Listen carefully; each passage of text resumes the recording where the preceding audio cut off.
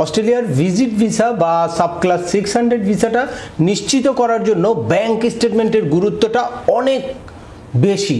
অর্থাৎ bank statement যদি properly আপনার থাকে বা আপনি যেভাবে আপনার লাইফস্টাইলটা ফুটিয়ে তোলা দরকার ওইটা রিফ্লেকশন যদি ব্যাংক স্টেটমেন্টে থাকে তাহলে আপনাদের ভিসাটা নিশ্চিত হতে পারে। তো চলুন আজকে দেখব যে অস্ট্রেলিয়া ভিসার জন্য আপনারা কিভাবে ব্যাংক স্টেটমেন্ট সাজালে বা ব্যাংক সলভেন্সিটা কীরকম থাকলে আপনাদের ভিসাটা নিশ্চিত হতে পারে। তার আগে বলে নিচ্ছি, যারা আমাদের চ্যানেলে নতুন বা আমাদের চ্যানেলটি এখনও সাবস্ক্রাইব করেননি please hit the subscribe button, আর যারা অলরেডি সাবস্ক্রাইব করেছেন তাদেরকে অসংখ্য ধন্যবাদ।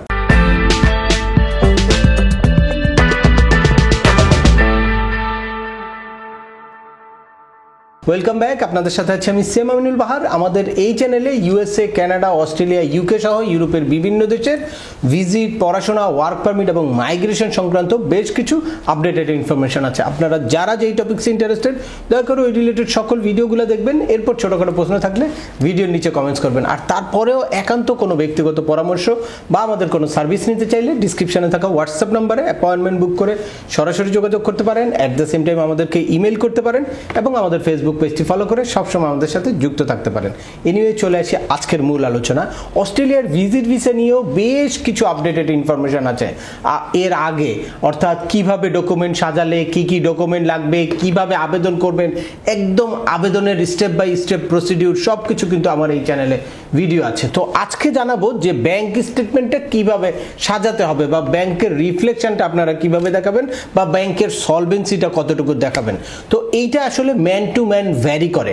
এখন আপনার প্রফেশন কি, আপনার বিজনেস কি, বা আপনার মান্থলি ইনকাম কত আপনি এখানে শো করতে চাচ্ছেন, আপনার লাইফস্টাইলটা কিভাবে আপনি রিফ্লেক্ট করতে চাচ্ছেন, এটার উপরে ডিপেন্ড করে আপনার ব্যাংক স্টেটমেন্টটা কীরকম হবে। অনেকেই দেখা যায় যে বিভিন্ন এজেন্সিতে আপনারা যাবেন শুধু চেকলিস্ট ধরে যে আপনার একটা ব্যাংক স্টেটমেন্ট দিতে হবে, তারা একটা ব্যাংক স্টেটমেন্ট দিয়ে তারপর ভিসার জন্য আবেদন করে দেয়, যার কারণে ম্যাক্সিমাম ভিসা রিফিউজ হয়। আর এখনকার সময়ে রিফিউজাল লেটারের মধ্যে কিন্তু মেনশন করে দেয় যে কি কারণে আপনার রিফিউজটা করেছে। এর আগে অস্ট্রেলিয়ার ভিসা রিফিউজ করলে তারা কিন্তু এত স্পেসিফিক মেনশন করতো না, এখন অনেক স্পেসিফিক মেনশন করে। দ্যাটস ওয়াই আপনার রিফিউজ হওয়ার পরে যদি আপনার রিফিউজাল লেটারটা মানে রিয়েল কোনো এক্সপার্টের হাতে পড়ে, সে আপনার প্রবলেমটা ফাইন্ড আউট করে তারপর কিন্তু আবার ভিসার জন্য আবেদন করে আপনার ভিসাটা নিতে পারবে। যেগুলা মানে এর আগে রিফিউজ হয়েছে সেগুলা আবার নতুন করে আবেদন করে তার প্রবলেমটা ফাইন্ড আউট করে তারপর আবেদন করাতে ভিসা হয়ে গেছে। আর রিসেন্টলি কিন্তু অস্ট্রেলিয়ার ভিজিট ভিসার রেশিও কম্পারেটিভলি অন্যান্য দেশের তুলনায় অনেক হাই। স্পেশালি যদি কানাডার সাথে তুলনা করি তাহলে অস্ট্রেলিয়ার ভিসা রেশিও এখন কানাডার থেকে অনেক ভালো। তাই আপনারা যদি সঠিকভাবে আবেদন করতে পারেন, সঠিকভাবে ডকুমেন্টগুলো ফাইন্যান্স করতে পারেন, সঠিকভাবে আপনার ব্যাংক স্টেটমেন্টটা প্রিপেয়ার করতে পারেন, তাহলে আপনাদের ভিসা হওয়ার চান্সেস কিন্তু অনেক বেশি। তো এখন লাইক আপনি একটা সার্ভিস হোল্ডার, আপনার ব্যাংক স্টেটমেন্টটা কীরকম হবে যে আপনি কত টাকা স্যালারি পাচ্ছেন সেটা দেখা যায় যে কারো এরকম হয় যে কিছু টাকা ব্যাংকে যায়, কিছু টাকা ক্যাশে তার রিসিভ করা হয়। তো সেই টোটাল অ্যামাউন্টটা আপনার মানে পার্সোনাল যেই ব্যাংক স্টেটমেন্ট থাকবে ওইখানে রিফ্লেকশনটা থাকতে হবে। যদি যেই কোম্পানিতে আপনি জব করেন ওখান থেকে ডিরেক্টলি আপনার অ্যাকাউন্টে স্যালারিটা ঢুকে তাহলে তো অনেক ভালো হয়। আর তারপরেও যদি সেটা না ঢুকে তাহলে আপনি কিন্তু ক্যাশেও সেই টাকাটা ঢুকাতে পারেন, কিন্তু সাথে আপনার কি করতে হবে, একটা পে স্লিপ অ্যাড করতে হবে। সেই পে স্লিপের মধ্যে যেই অ্যামাউন্টটা থাকবে ওই অ্যামাউন্টটা আপনার সেভিংস অ্যাকাউন্টে ঢুকতে হবে। যদি ওই অ্যামাউন্টটা আপনার সেভিংস অ্যাকাউন্টে ঢুকে তাহলেই মানে অনেক ইজিলি স্যাটিসফাইড হবে যে হ্যাঁ আপনার স্যালারিটা এত এবং এইটা আপনার ইনকাম জেনারেট হচ্ছে। আর এরপরে আপনার যদি আদার্স কোনো ইনকাম আপনি বুঝাতে চান, লাইক কারো স্যালারি 1 লাখ হতে পারে, 1.5 লাখ হতে পারে, এটা তার সাফিসিয়েন্ট ইনকাম না অস্ট্রেলিয়ার মতো দেশ ভিজিট করার ক্ষেত্রে, সেক্ষেত্রে যদি আপনি আপনার ইনকামটা আরও বাড়িয়ে দেখাতে চান বা আপনার যদি কোনো প্রপার্টি থেকে ইনকাম থাকে, আদার্স কোনো বিজনেস থেকে ইনকাম থাকে, তাহলে যেইটা আপনি বলতে চান যে আদার্স কোনো সাইড থেকে আমার আরও 1 লাখ টাকা ইনকাম, তাহলে সেই টাকাটাও আপনার সেভিংস অ্যাকাউন্টে মানে ডিপোজিট হতে হবে নির্দিষ্ট একটা টাইমে। তাহলে বোঝা যাবে যে এই টাকাটা আপনার এই কারণে এসেছে বা এই টাকাটাও আপনার মান্থলি ইনকাম। তো এরপরে আপনার যদি বিজনেস হয়ে থাকে তাহলে বিজনেস থেকে আপনার কীরকম ইনকাম, ওই টাকাটা বিজনেস অ্যাকাউন্ট থেকে আপনার সরাসরি এখানে ট্রান্সফার হতে পারে বা আপনি ক্যাশ ডিপোজিট করতে পারেন। এভাবে কারো যদি সঞ্চয়পত্র থাকে তাহলে সঞ্চয়পত্র থেকে যেই টাকাটা মানে ইনকাম হিসেবে আসে, এফডিআর থেকে যেই টাকাটা ইনকাম হিসেবে আসে, ওই টাকাটাও তার সেভিংস অ্যাকাউন্টে ঢুকলে আপনারা দেখাতে পারেন যে এই আদার্স ইনকাম আছে আমার, এফডিআর থেকে এই টাকা ইনকাম আছে, সঞ্চয়পত্র থেকে ইনকাম আছে, যত রকম ইনকাম আছে সবগুলো আপনার পার্সোনাল সেভিংস অ্যাকাউন্টে রিফ্লেকশন থাকতে হবে, তাহলেই ওইটাকে ইনকাম হিসেবে ধরা যাবে। আর এর পাশাপাশি আপনার ওই ইনকামের সাপোর্টিং ডকুমেন্টগুলো কিন্তু অবশ্যই দিতে হবে। আর এরপরে এটা লাস্ট 6 মান্থের স্টেটমেন্ট দেখতে চাই।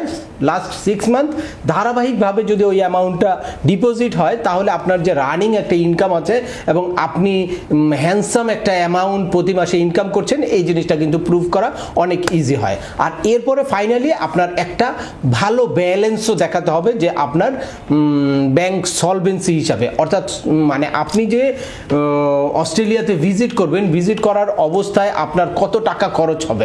আমি এটার একটা স্ট্যান্ডার্ড ক্যালকুলেশন বলি, লাইক আপনার যদি 5 লাখ টাকা খরচ হয় তাহলে আপনার অ্যাটলিস্ট 15 লাখ টাকা ব্যালেন্স দেখাতে হবে, দেখালে আপনার ভিসার চান্সেস বেশি থাকে। আপনার যদি 10 লাখ টাকা খরচ হয় তাহলে 30 লাখ টাকা আপনি, এখন দেখা যায় যে অনেকে ফ্যামিলি সহ ভিজিট করতে চায়, তো আপনি একটা ক্যালকুলেট করবেন ফ্যামিলি সহ ভিজিট করতে আপনার কত টাকা খরচ হবে। এখন যেমন বাংলাদেশ থেকে অস্ট্রেলিয়ার মানে এয়ার ফেয়ারই আছে 1.5 লাখ টাকা, 2 লাখ টাকা, তো যদি 4 জনের একটা ফ্যামিলি হয় তাহলে 8 লাখ টাকা কিন্তু আপনাদের শুধুমাত্র এয়ার ফেয়ারই লাগছে। আর এর বাইরে আরও 5 লাখ টাকা আপনাদের ধরে রাখতে হবে, তাহলে 8 5 13 লাখ টাকা আপনার ফ্যামিলির এক্সপেন্স অস্ট্রেলিয়া ভিজিট করে আসতে। তো এই 13 লাখ টাকার 3 গুণ যদি আপনার অ্যাকাউন্টে থাকে তাহলে এটা খুব ইজিলি মনে করা যায় যে হ্যাঁ, এখান থেকে আপনি 1/3 অ্যামাউন্ট খরচ করে তারপর আপনি কিন্তু এই ট্রিপটা সম্পন্ন করবেন বা খরচ করার অ্যাবিলিটি আপনার আছে।